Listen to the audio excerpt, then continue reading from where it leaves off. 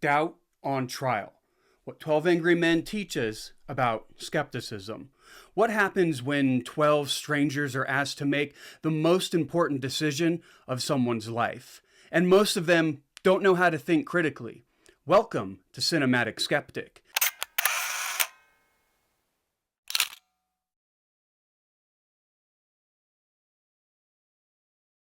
Where today we're putting the 1957 classic 12 Angry Men under the microscope, not for its cinematography or dialogue, but for what it reveals about the fragile foundation of our justice system.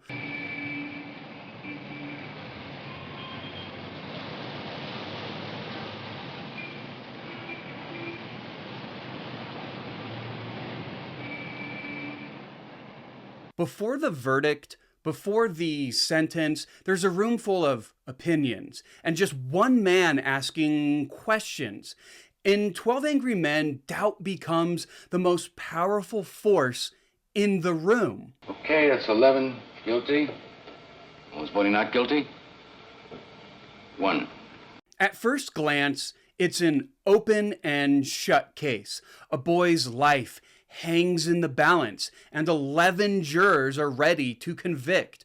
But juror number 8 doesn't say the kid is innocent. He simply says, "You really think he's innocent?" "I don't know." And that's it. Skepticism in action.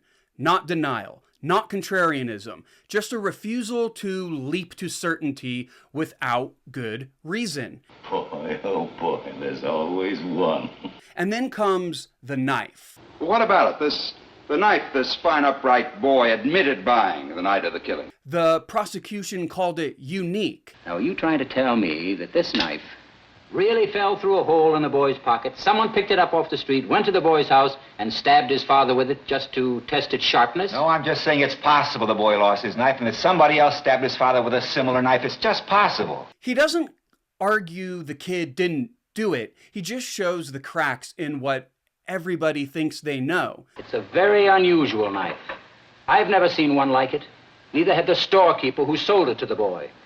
Aren't you asking us to accept a pretty incredible coincidence? I'm just saying a coincidence is possible. This is critical thinking, examining claims, testing assumptions, and looking for alternatives that others might miss.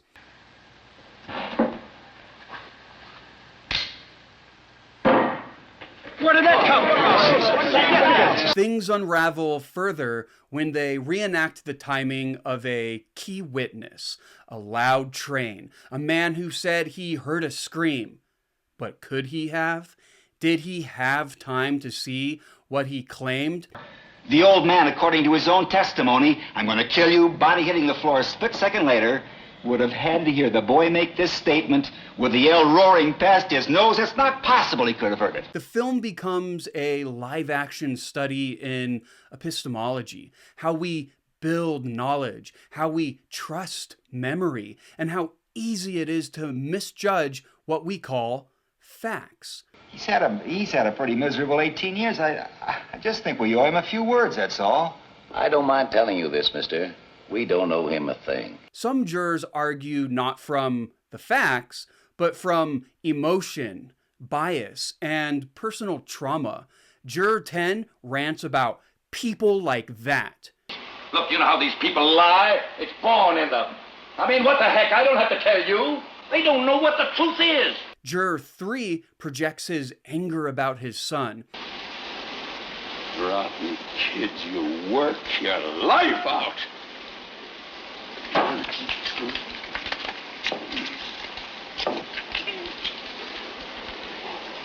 Their reasoning collapses once you realize it was never about the evidence. It was about them. I bet we're going to have a storm now. Boy, oh boy, it's really hot, huh? By the end, even the loudest voices are silent. But not because they were defeated, but because they were forced to confront their beliefs. I honestly think the guy's guilty.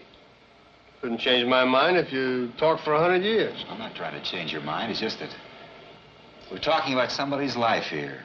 We can't decide it in 5 minutes, supposing we're wrong. Supposing we're wrong. 12 Angry Men isn't about proving innocence.